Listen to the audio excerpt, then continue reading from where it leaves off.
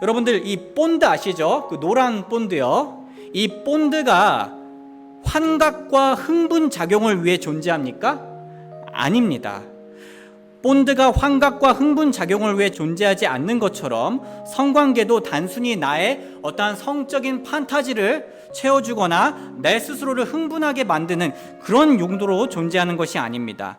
출애굽기 20장 14절 우리 다 함께 읽어보겠습니다. 시작. 너는 간음하지 말라.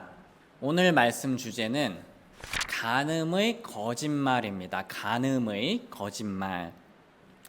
형제자매님들, 몇 년 전 제가 아는 한 목사님께서는 전화 통화로 저에게 결혼 생활에 대한 조언을 주셨습니다.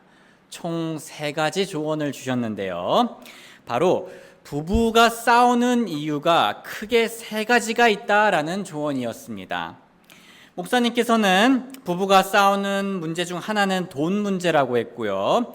또 다른 하나는 가족관계 문제라고 했습니다. 그리고 마지막으로 성관계 문제라고 하였습니다. 목사님께서는 남편들이 바람을 많이 피고 성적으로 유혹을 많이 받는 시기가 있다고 얘기하였는데요. 그 시기는 바로 아내가 임신을 하거나 육아를 하면서 성관계를 가지지 못할 때라고 하였습니다. 그 조언을 들은 후 저는 통계를 찾아보진 않았지만 분명 일리 있는 말씀이라고 생각했습니다. 형제자매님들, 때때로 사람들은 자신들이 결혼을 하면 성적인 유혹에서 벗어날 수 있을 거라고 예상합니다. 하지만 그것은 착각입니다.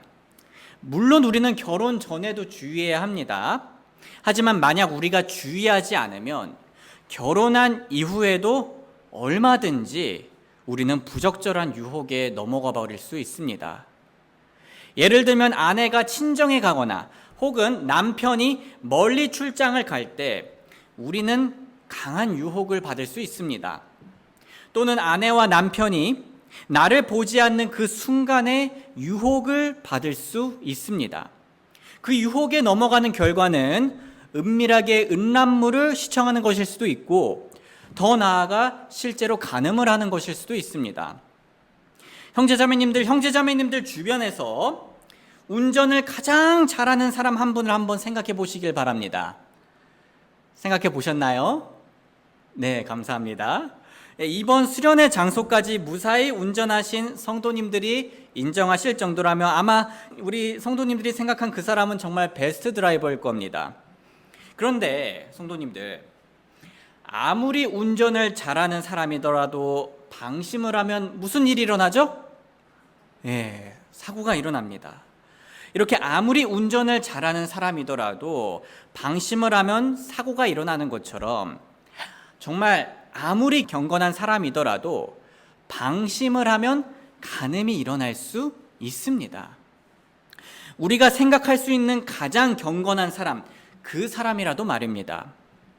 만약 지금까지 나는 간음한 적이 없어서 앞으로도 나는 괜찮을 거야 라고 생각하는 분들이 있다면요, 그건 마치 지금까지 나는 차량 사고가 난 적이 없어서 앞으로도 나는 괜찮을 거야 라고 생각하는 것과 같습니다. 우리는 인생을 운전해 나갈 때 항상 이 간음을 경계하고 주의해야 합니다. 그렇지 않고 방심하면 간음은 누구에게나 바로 일어날 수 있는 사고입니다. 그래서 저를 포함하여 그 누구도 이 부분에 있어서만큼은 교만해져서는 안 됩니다.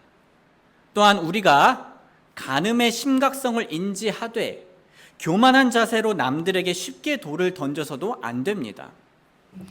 요한복음 8장 3절에서 3절, 7절, 8절부터 끝까지 제가 한번 읽어보겠습니다. 서기관들과 바리새인들이 간음하다가 붙잡힌 여자를 그분께 데리고 와서 그녀를 한가운데 세우고, 아주 유명한 일화죠. 이에 그들이 계속해서 그분께 물으니 그분께서 일어나 그들에게 이르시되 너희 가운데 죄 없는 자가 먼저 그녀에게 돌을 던지라 하시고 다시 몸을 구부리시고 땅에 쓰시니라. 그들이 그것을 듣고는 양심의 가책을 받아 나이가 가장 많은 자로부터 시작하여 마지막까지 하나씩 빠져나가매 오직 예수님만 남았고 그 여자는 한가운데 서 있더라. 예수님께서 일어나사 그 여자 외에는 아무도 없음을 보시고 그녀에게 이르시되 여자여 너를 고소하던 그 자들이 어디 있느냐? 아무도 너를 정죄하지 아니하였느냐 하시니 11절 한번 같이 읽겠습니다. 시작. 그녀가 이르되 주여 아무도 하지 아니하였나이다 하매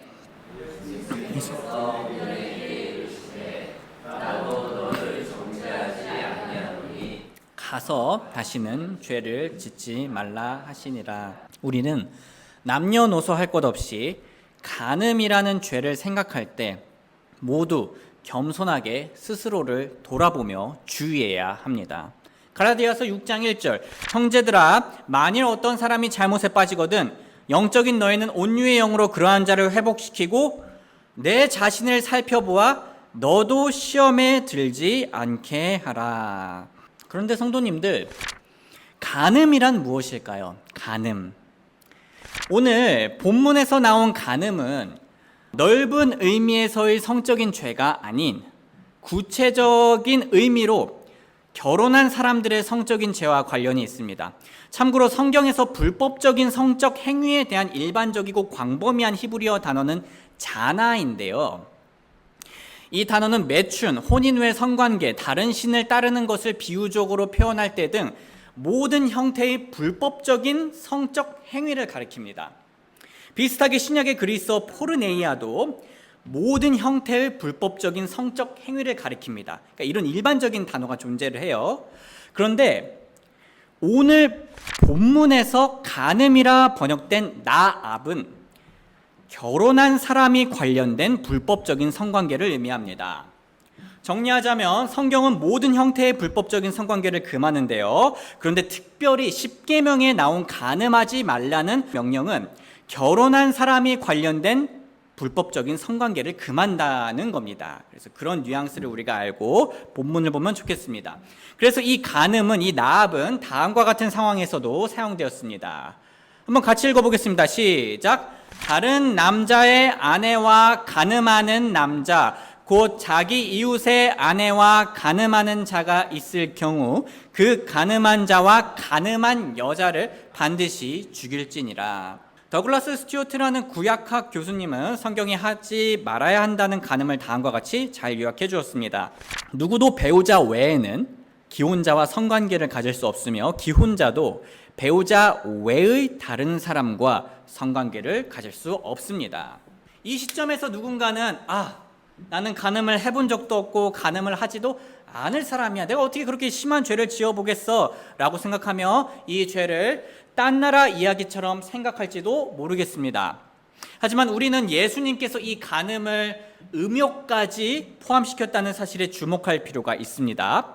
마태복음 5장 27절 28절 같이 읽겠습니다. 시작.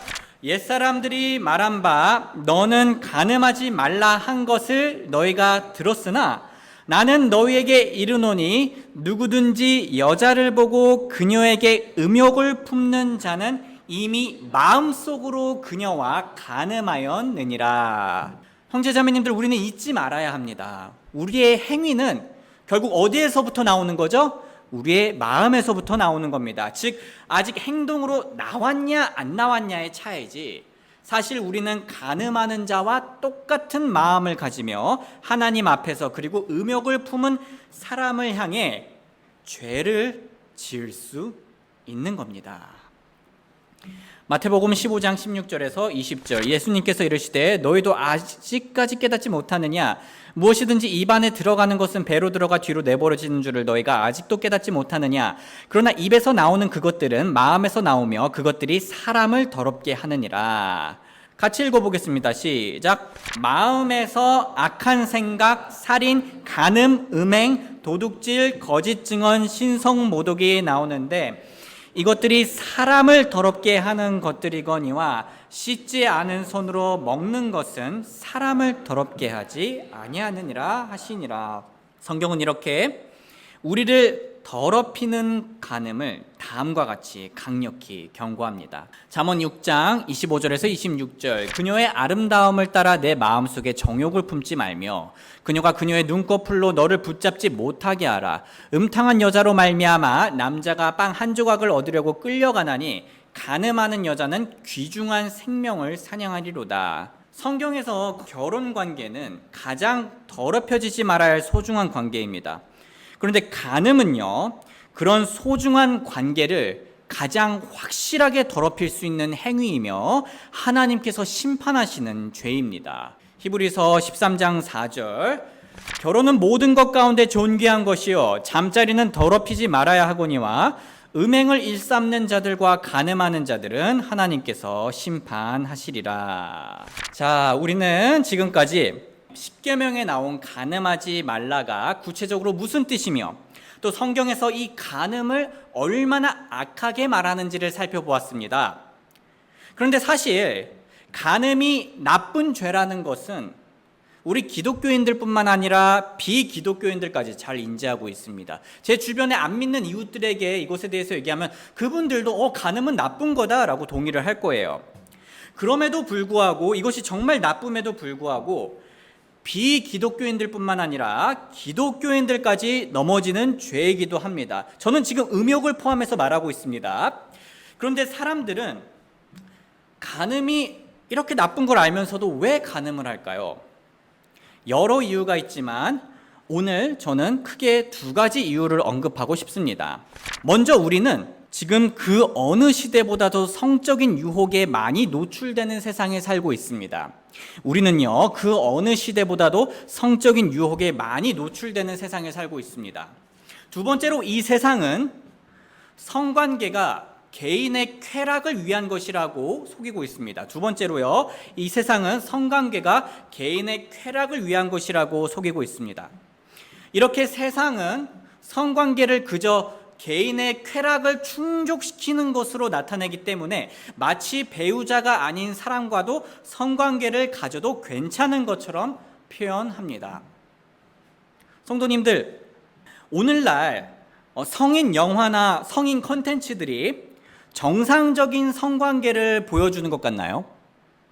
더 구체적으로 질문하자면 지금 오늘날 그런 성인 콘텐츠들이 사랑하는 부부가 결혼을 하고 부부 관계를 하는, 남편과 아내가 부부 관계를 하는 그런 모습을 보여주나요? 아닙니다.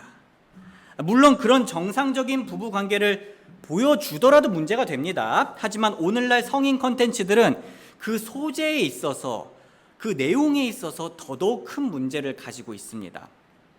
우리가 시청하지 않더라도 자극적인 제목에서부터 무슨 내용인지 다 알 수 있죠. 자, 그런 콘텐츠들의 제목이 무엇을 말하고 있습니까? 그 콘텐츠들의 제목은 친구의 남자친구나 친구의 여자친구와 함께 성관계를 하는 것을 말합니다. 또는 배우자의 언니나 동생, 배우자의 형이나 동생같이 부부 관계에서 벗어난 성관계를 제목으로 삼습니다. 아니면 결혼하지 않은 성인들의 성관계를 제목으로 삼기도 합니다. 자, 이런 콘텐츠들이 공통적으로 무슨 메시지를 전달하고 있습니까? 성경이 말하는 것처럼 성관계가 부부의 하나됨과 기쁨을 위해 존재한다는 메시지를 전하고 있나요? 아닙니다. 성관계는 그저 한 개인의 쾌락을 충족시키는 수단이며 그 수단을 충족시킬 파트너는 배우자가 아니더라도 그 누가 되더라도 괜찮다는 메시지를 공통적으로 전하고 있습니다. 사실 요즘은 꼭 음란물까지가 아니더라도 드라마, 애니, 웹툰 등등 다양한 콘텐츠들이 이런 비슷한 메시지를 조금씩이라도 포함하고 있습니다. 우리는 그 어느 시대보다도 이런 문화에 많이 노출되어 있습니다. 그리고 그런 것들을 쉽게 찾을 수 있는 접근성이 있죠. 그리고 이렇게 부부관계 이외의 성관계를 자극하는 문화는요, 당연하게도 사람들이 간음을 학습하게 만들고, 그러니까 배우자가 아닌 다른 사람과 성관계를 가지는 것을 당연하게 여기게 만들고요, 할만한 걸로 하게 만들고요, 또한 그러한 간음의 욕구를 자극합니다. 그렇다면 우리는 마음으로 그리고 행위로 간음을 하지 않기 위해 어떻게 해야 할까요? 우리는 평소 세 단계를 주기적으로 실행해야 합니다. 그 세 단계는 첫 번째로 회개하기와, 두 번째로 옛 생각을 던져버리기와, 세 번째로 새로운 생각을 입는 겁니다. 좀 더 풀어서 설명하겠습니다. 먼저 우리는 회개해야 합니다. 사람은 남녀노소 누구나 이성을 향해 마음으로 음욕을 품을 수 있습니다. 또는 성관계까지는 아니더라도 현재의 배우자에게 혹은 미래의 배우자에게 해야 할 행동 또는 행동들을 다른 이성에게 할 수도 있습니다. 만약 우리가 이렇게 간음을 향한 걸음을 내딛는 중이었다면 우리는 뒤돌아서서 속히 회개해야 합니다. 요한일서 1장 8절에서 9절, 만일 우리에게 죄가 없다고 우리가 말하면 우리가 우리 자신을 속이며 또 진리가 우리 속에 있지 아니하니라. 만일 우리가 우리의 죄들을 자백하면 그분께서는 신실하시고 의로우사 우리의 죄들을 용서하시며 모든 불의에서 우리를 깨끗하게 하시느니라. 다음으로 우리는 옛 생각을 던져버려야 합니다. 즉 세상의 거짓말을 던져버려야 된다는 겁니다. 세상이 주는 잘못된 메시지요. 우리는 성관계를 그저 나의 쾌락의 수단으로 여기는 생각을 배설물처럼 여겨야 합니다. 부부 관계의 외의 성관계는 물론 순간적으로 짜릿하게 느껴질 수 있어요. 심지어 위안이 되는 것처럼 느껴질 수도 있습니다. 하지만 그런 관계는 결국 심리적으로 우리를 더 고립시킬 겁니다. 양심의 가책을 줄 거고요. 진정한 가족의 기쁨을 잃게 만들 겁니다. 그리고 나를 더 큰 자극을 원하는 괴물로, 브레이크가 고장난 트럭으로 만들 겁니다. 그 결과 내 삶에 돌이킬 수 없는 마음의 장애를 가져다 줄 수 있습니다. 우리 한번 같이 읽어볼까요? 시작. 사람이 자기 품에 불을 품고 자기 옷이 타지 않게 할 수 있겠느냐? 사람이 뜨거운 숯을 밟고 자기 발이 타지 않게 할 수 있겠느냐? 자기 이웃의 아내에게로 들어가는 자도 그와 같으리라. 누구든지 그녀에게 손을 대는 자는 구제하지 아니하리라. 마지막으로 우리는 새로운 생각을 입어야 합니다. 형제자매님들, 오늘 오해하시면 안 됩니다. 성관계 자체가 나쁜 게 절대 아닙니다. 성관계는 좋은 겁니다. 왜냐하면 성관계는 하나님께서 부부에게 주신 아주 큰 복이기 때문입니다. 특별한 복이에요. 한 주석가는 부부의 복을 다음과 같이 잘 설명해 주었습니다. 제가 이게 매우 인상 깊었어가지고요. 눈으로 잘 따라와 주시면 감사하겠습니다. 성관계는 초강력 접착제와 같습니다. 적절하게 사용하면 성관계는 결혼의 유대를 단단하고 튼튼하게 합니다. 뉴욕의 팀 켈러 목사가 언약 시멘트라고 부르는 이 접착제는 결혼 생활을 안전하게 유지하는 데 도움이 됩니다. 이것이 바로 남편과 아내가 성관계를 가져야 하는 이유입니다. 성경은 남편은 아내에게 합당한 애정을 베풀고 아내도 남편에게 그와 같이 할지니라 너희는 서로를 속여 권리를 빼앗지 말라고 말합니다. 하나님은 남편과 아내 사이의 사랑을 봉인하기 위해 우리를 성적인 존재로 만들었습니다. 그들의 성적 하나됨은 그들의 완전한 영적인 교제를 단단하고 튼튼하게 합니다. 말씀을 정리하겠습니다. 사랑하는 형제 자매님들, 우리는 간음하기 쉬운 이 세상 속에서 간음하지 않도록 주의해야 합니다. 우리는 하나님을 의지하며 승리할 수 있습니다. 세상의 죄보다 하나님의 은혜가 더 크기 때문이죠. 그렇게 은혜로 승리하기 위해서 먼저 우리는 말씀에 따라 마음의 음욕부터 회개해야 합니다. 그리고 성관계가 개인의 쾌락을 위해 존재하는 것이 아니란 것을 깨달아야 합니다. 생각을 바꿔야 돼요. 마치 여러분들 이 본드 아시죠? 그 노란 본드요. 이 본드가 환각과 흥분 작용을 위해 존재합니까? 아닙니다. 본드가 환각과 흥분 작용을 위해 존재하지 않는 것처럼 성관계도 단순히 나의 어떠한 성적인 판타지를 채워주거나 내 스스로를 흥분하게 만드는 그런 용도로 존재하는 것이 아닙니다. 우리는 그런 일그러진 생각을 쓰레기통에 버리고 깨끗이 비워야 합니다. 마지막으로 우리는 성관계가 부부관계를 위한 것임을 기억해야 합니다. 오직 그 안에서만 우리는 진정한 하나됨과 기쁨과 자유를 느낄 수 있습니다. 이렇게 간음하지 말라는 하나님의 명령을 잘 지키며 그 복을 풍성히 누리고 남편과 아내와 함께 더욱더 가까워지고 하나 되는 저와 여러분들이 되길 주님의 이름으로 소원합니다. 마지막으로 이 말씀 읽겠습니다. 시작. 결혼은 모든 것 가운데 존귀한 것이요 잠자리는 더럽히지 말아야 하거니와 음행을 일삼는 자들과 간음하는 자들은 하나님께서 심판하시리라.